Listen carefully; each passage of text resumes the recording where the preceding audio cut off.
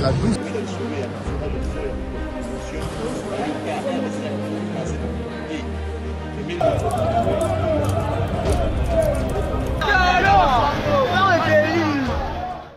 फिलिस्तीन, Lebanon, Syria, West Bank के बाद अब अफ्रीका के दूसरे सबसे बड़े देश democratic Republic of the Congo में भी जंग के हालात बनते जा रहे हैं। तख्ता पलट की सुगबुगाहट यहाँ पर महसूस हो रही है। सरकार और विद्रोही गुटों के बीच जोरदार संघर्ष इस वक्त हो रहा है, जिसकी तस्वीरें भी सामने आई है, जो मैं आपको आगे दिखाऊंगी। कहीं तोड़फोड़ हो रही है, कहीं अगजनी हो रही है। अमेरिका से लेकर फ्रांस तक हिंसा की चपेट में आ गए हैं। उपद्रव से जुड़ी कई तस्वीरें सामने आई है। एक एक तस्वीर आज के इस वीडियो में आपको दिखाने वाली हूँ आगे। साथ ही ये भी बताऊंगी कि आजादी के 65 साल बाद भी कॉन्गो जंग का मैदान क्यों बना हुआ है और दुनिया के नक्शे पर कॉन्गो की क्या अहमियत है। इसके अलावा माइक्रोसॉफ्ट और एप्पल जैसी कंपनियों का इस देश के साथ क्या कनेक्शन है। इसके साथ ही इस्राइल और सीरिया में इस्राइली साजिश की नई तस्वीर सामने आई है। क्या है वो खबर और इस तस्वीर के क्या मायने हैं? खमेनेई ने ट्रंप को लेकर कौन सा बड़ा बयान दिया है? इन तमाम खबरों पर विस्तार से आज बात करेंगे। आपको एक एक खबर की जानकारी देंगे, इसलिए पूरा वीडियो जरूर देखिएगा। वीडियो शुरू करने से पहले दोस्तों आपसे एक गुजारिश की चैनल को सब्सक्राइब करिए। लाइक नहीं किया है वीडियो को तो सबसे पहले लाइक कर दीजिए और कमेंट में अपने नाम के साथ जहां से आप हमारा ये वीडियो देखते हैं वहां का नाम भी जरूर लिखा करिए। बहुत से लोग ये सवाल करते हैं कि आप नाम लिखने के लिए क्यों बोलती हूँ, तो इससे हमें पता चलता है कि कहां से हमारे व्यूअर्स हैं, कहां से लोग हमें देख रहे हैं। इसलिए बस ये छोटी सी गुजारिश आपसे करती हूँ। और मुद्दों पर अपनी राय लिखना बिल्कुल भी मत भूला करिए, क्योंकि आपकी राय बहुत कीमती है मेरे लिए। जब आप अच्छे कमेंट करते हैं तो बहुत अच्छा लगता है। चलिए अब शुरू करते हैं वीडियो। द लाइव टीवी, सच सबसे आगे। आदाब दोस्तों, मेरा नाम है मिसबा खान और आप मुझे द लाइव टीवी पर देख रहे हैं। अफ्रीका के दूसरे सबसे बड़े देश डीआरसी यानी democratic Republic of the Congo में हालात तेजी से बिगड़ते जा रहे हैं। यहाँ कई शहरों में लूट, हिंसा, पुलिस से झड़प की खबरें और तस्वीरें सामने आई हैं। Democratic public of the Congo की राजधानी किनशासा में भी विद्रोहियों ने जबरदस्त तांडव मचाया है। उपद्रव और अगजनी के कई वीडियो सोशल मीडिया पर वायरल हो रहे हैं। बड़ी संख्या में विद्रोही किनशासा में जमा हुए हैं और पश्चिमी और अफ्रीकी दूतावास के बाहर आग लगा दी है। फ्रांसीसी दूतावास पर भी हमला किया गया है और वहां आगजनी की गई है। हालांकि विद्रोही कैंप में घुसने में नाकाम रहे हैं। प्रदर्शनकारियों ने बेल्जियम दूतावास में भी तांडव मचाया। उन्होंने दूतावास के रिसेप्शन को आग के हवाले कर दिया और अंदर और बाहर जमकर तोड़फोड़ की। उपद्रवियों ने रवांडा दूतावास में भी जमकर उत्पाद मचाया है और वहां लूटपाट के बाद बिल्डिंग में तोड़फोड़ भी की है।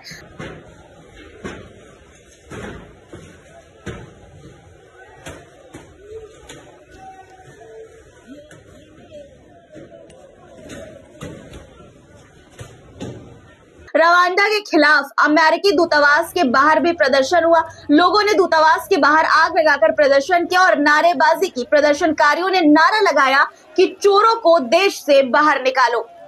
किनशासा में कॉन्गो के पड़ोसी देश रवांडा के खिलाफ भी जोरदार प्रदर्शन हुआ है। बड़ी संख्या में प्रदर्शनकारी सड़कों पर उतर आए और रवांडा के खिलाफ नारेबाजी की। सड़कों पर टायर जलाकर रवांडा के खिलाफ अपना विरोध जताया गया। प्रदर्शन के दौरान वाहनों की आवाजाही बंद थी। वहां की सरकार और पुलिस प्रदर्शन को रोकने में नाकाम रही। प्रदर्शनकारियों ने उगांडा दूतावास पर भी हमला बोल दिया और वहां जमकर लूटपाट की। कॉन्गो की राजधानी किनशासा में बड़े पैमाने पर हिंसा और अगजनी हुई है। दोस्तों, इसी तरह की एक और घटना का वीडियो वायरल हो रहा है, जिसमें कई बिल्डिंग में आग लगी हुई देखी जा सकती है और आग से निकलने वाला काला धुआं आसमान में उड़ता दिखाई दे रहा है। वीडियो में आप देख सकते होंगे दोस्तों। उपद्रवियों ने जो है वो अमेरिका दूतावास के बाहर भी उत्पाद मचाया और वहां मौजूदा सुरक्षा कर्मियों से उलझ गए। किनशासा में दंगाइयों ने S&K सुपरमार्केट को लूटा और उसमें अगजनी की। वीडियो में देखा जा सकता है कि सैकड़ों की संख्या में उपद्रवियों ने सुपरमार्केट पर धावा बोल दिया और लूटपाट और तोड़फोड़ शुरू कर दी। जिसे जो मिला अपने साथ लूट कर वो ले गया। कॉन्गो के विद्रोही गुट AFC यानी अलायंस फ्लेव कॉन्गो ने मिनोवा और साके पर कब्जा करने के बाद खनिज समृद्ध पूर्वी इलाके में सबसे बड़े शहर गोमा पर कब्जा कर लिया। गोमा में विद्रोहियों स्थानीय और यूएन के सुरक्षा बलों में जबरदस्त टकराव हुआ, लेकिन उपद्रवियों के आगे उन्हें उल्टे पांव भागना पड़ा। प्रदर्शनकारियों में से ज्यादा ये कहते हुए सुने गए कि साम्राज्यवादियों को मौत की सजा दो। एएफसी ने जहां गोमा पर कब्जा करने का दावा किया है दोस्तों, वहीं कांगो सरकार ने फिलहाल इसकी पुष्टि नहीं की है। हालांकि सरकार ने माना है कि गोमा में विद्रोहियों की बड़ी मौजूदगी है। गोमा अंतरराष्ट्रीय हवाई अड्डे पर भी M23 विद्रोही संगठन का कब्जा हो गया है। इससे जुड़ी एक तस्वीर भी सामने आई है जिसमें हवाई अड्डे पर विद्रोही संगठन के लड़ाके दिख रहे हैं। देखा जा सकता है इन तस्वीरों में विद्रोही लड़ाकों को। बता दें कि कांगो सरकार ने अपने पड़ोसी देश रवांडा से अपने संबंध तोड़ दिए हैं और वहां से अपने राजनयिकों को भी वापस बुला लिया है। सरकार का आरोप है कि रवांडा सरकार विद्रोहियों के हथियारों के जरिए मदद कर रही है। हालांकि रवांडा की सरकार ने इन आरोपों को सिरे से खारिज कर दिया है। हाल के दिनों में विद्रोहियों को खदेड़ने की कोशिश में 1 दर्जन से अधिक विदेशी शांति सैनिक और उत्तरी किवू प्रांत के सैन्य गवर्नर मारे गए हैं। हाल के दिनों में इस हिंसक झड़प में दक्षिण अफ्रीका के 13 शांति सैनिकों की मौत भी हो चुकी है। South Africa economic freedom fighter के नेता जूलियस मालेबा ने इन हत्याओं की कड़ी निंदा करते हुए कहा कि हत्या युद्ध के समान है और दक्षिणी अफ्रीका को M23 को सबक सिखाने के लिए उस पर हमला करना चाहिए। गोमा में दोनों तरफ से हुई हिंसा का खामियाजा निर्दोष नागरिकों को उठाना पड़ रहा है। इस वक्त संघर्ष के बीच कई लोग मारे गए हैं और सैकड़ों लोग जख्मी हो गए हैं, घायल हो गए हैं। अस्पतालों में तमाम बेड फुल है। बड़ी संख्या में वहां घायलों का इलाज चल रहा है। रेड क्रॉस ने चेतावनी दी है कि लेबोरेटरी को अगर टारगेट किया गया तो यहाँ एबोला सहित अन्य खतरनाक बीमारी फैल सकती है। कांगो दशकों से विद्रोह का सामना कर रहा है दोस्तों। एएफसी ने सरकार के खिलाफ जंग का ऐलान कर रखा है और वो सरकार को उखाड़ फेंकना चाहता है। इस संगठन का प्रमुख घटक दल M23 यानी M23 है। सरकार और विद्रोहियों के बीच संघर्ष की वजह से खनिज संपदा से समृद्ध होने के बावजूद कांगो तबाही की कगार पर पहुंचता जा रहा है। 2022 से M23 ने कांगो सरकार के खिलाफ विद्रोह को बढ़ा दिया है। उसने उत्तरी किवू में एक बड़े क्षेत्र पर कब्जा कर रखा है जो रवांडा और युगांडा की सीमा पर मौजूद है। कई महीनों से विद्रोहियों का उत्तरी किवू के खनन शहर रुबाया पर भी कब्जा है जो दुनिया के सबसे बड़े कोल्टन भंडारों में से एक है। खनिज का इस्तेमाल मोबाइल फोन के उत्पाद में किया जाता है। एक रिपोर्ट के मुताबिक यहाँ का खनन बेचने से ही विद्रोहियों को हर महीने $3 लाख की आमदनी होती है। अब सवाल है कि सालों से democratic Republic of the Congo अशांत क्यों है? युद्ध और तबाही के हालात यहाँ पर क्यों हैं? इसकी सबसे बड़ी वजह है यहाँ की प्राकृतिक खनिज संपदा। ये जानकारी बहुत अहम है दोस्तों, इसलिए जरा ध्यान से, जरा गौर से सुनिएगा। कांगो में सोना और हीरो के खदान तो हैं, लेकिन कोल्टन, कोबाल्ट, टिन, टंगस्टन जैसे महंगे खनिजों के खान भी यहाँ पर मौजूद है।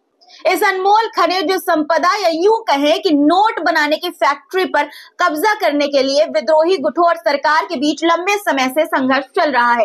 कांगो दुनिया का सबसे बड़ा कोल्टन उत्पाद करने वाला देश है जिससे टैंटलम निकलता है, जिसका इस्तेमाल फोन और लैपटॉप निर्माण में होता है। एक रिपोर्ट के मुताबिक दुनिया का लगभग 70% टैंटलम कांगो और पड़ोसी रवांडा से आता है।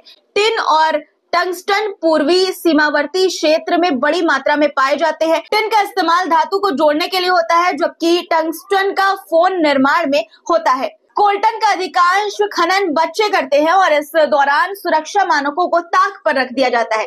खनन की वजह से कांगो बाल श्रम को बढ़ावा दे रहा है। कांगो दुनिया का सबसे बड़ा कोबाल्ट उत्पाद देश भी है। जैसा कि मैंने आपको बताया, पूरी दुनिया में पाए जाने वाले कोबाल्ट का लगभग 3/4 हिस्सा कांगो में पाया जाता है। इलेक्ट्रॉनिक गाड़ियों में लिथियम आयन बैटरी निर्माण का इस्तेमाल होता है। यही वजह है कि इसकी डिमांड दिनों दिन बढ़ती जा रही है और ये तेजी से मुनाफा कमाने का बिजनेस बन गया है। एक रिपोर्ट के मुताबिक बड़ी बड़ी कंपनियां यहाँ अवैध तरीके से खनिज खरीदती हैं, यानी कि गैर कानूनी तरीके से खरीदती हैं। हाल ही में कांगो सरकार ने पेरिस और ब्रुसेल्स में एप्पल की सहायक कंपनियों के खिलाफ मुकदमा भी दायर किया है, जिसमें आरोप लगाया गया है कि आईफोन 16 में कंपनी अवैध तरीके से खनिज खरीद रही है, जिससे विद्रोहियों की ताकत जो है वो बढ़ती जा रही है। हालांकि एप्पल ने तमाम आरोपों को खारिज कर दिया है। आरोप कांगो के पड़ोसी देश रवांडा पर भी लग रहे हैं।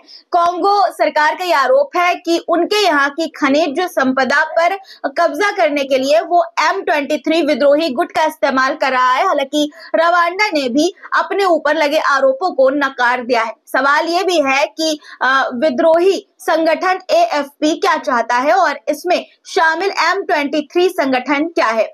AFC यानी अलायंस फ्लेव कांगो में एक राजनीतिक सैन्य गठबंधन है। 15 दिसंबर 2023 को केन्या में इसका गठन किया गया था।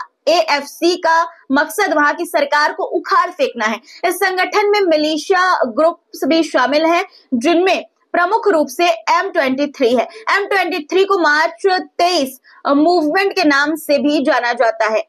ये संगठन 2012 में अस्तित्व में आया।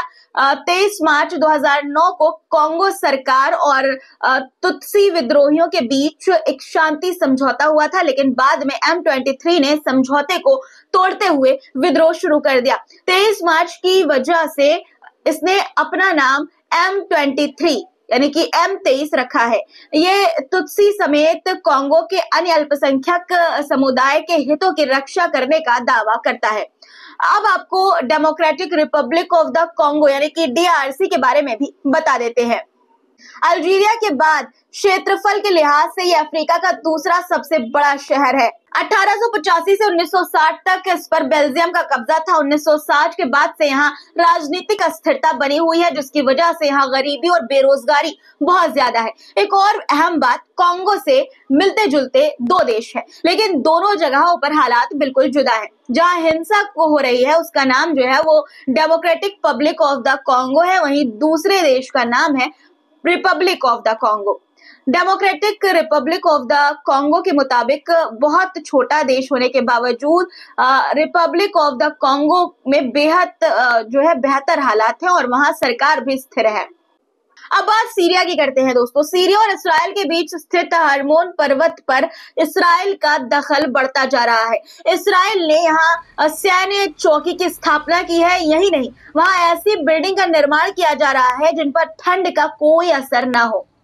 वहां हीटिंग उपकरण और जनरेटर का भी इंतजाम किया गया है ताकि कड़ाके की ठंड में भी यहाँ रहने में सैनिकों को कोई दिक्कत ना हो। यानी आप समझ रहे हैं कि किस तरह से अपना कब्जा जमाने की कोशिश में इस वक्त इसराइल सीरिया में लगा हुआ है। सीरिया से ही जुड़ी एक और तस्वीर, एक और बड़ी खबर सामने आई है। इसराइल के रक्षा मंत्री ने हर्मोन पर्वत का दौरा कर इसराइली सैनिकों की तैयारियों का जायजा लिया है। इस मौके पर उन्होंने कहा कि हर्मोन पर्वत पर इसराइल जब तक चाहे तब तक रहेगा। साथ ही उन्होंने चेतावनी भरे लहजे में कहा है कि दक्षिणी सीरिया में अगर किसी दुश्मन ने आंख उठाने की कोशिश की तो इसका अंजाम बहुत बुरा होगा और वो अपनी मौत से कहीं छिप नहीं सकेगा। कैर्स ने कहा कि इसराइल यहाँ और अपने देश में ड्रुज समुदाय के हितों की रक्षा करता रहेगा। अमेरिका और ईरान के संबंधों से जुड़ी भी खबर सामने आई है। ईरान के supreme leader Ayatollah Ali Khamenei ने ट्रंप से बातचीत और डील के लिए ईरानी राष्ट्रपति को हरी झंडी दे दी है। खमेनेई ने कहा कि अगर आप अपने सामने वाले को जान लेते हैं तो आप समझौता कर सकते हैं, लेकिन आपके लिए ये जानना बेहद जरूरी है कि आपको करना क्या है। अब दोस्तों लेबनान से आई खबर आपको बता देती हूँ। लेबनान के कुछ हिस्सों में इस्राएली सैनिकों की मौजूदगी बनी हुई है और हालात पर पैनी नजर वो रखे हुए हैं। आज के लिए इतना ही दोस्तों। आज की खबरों पर आपकी क्या राय है कमेंट में जरूर लिखिएगा और चैनल को सब्सक्राइब नहीं किया है तो कर लीजिए और अभी तक वीडियो देख रहे हैं लाइक नहीं किया है तो बहुत गलत बात है। फटाफट अपने बहनों भाइयों और बड़ों से गुजारिश है कि लाइक जरूर कर दीजिएगा और शेयर भी लगे हाथों जरूर कर दीजिएगा। फिर मुलाकात होगी कुछ नए मुद्दों के साथ, तब तक के लिए खुदा हाफिज।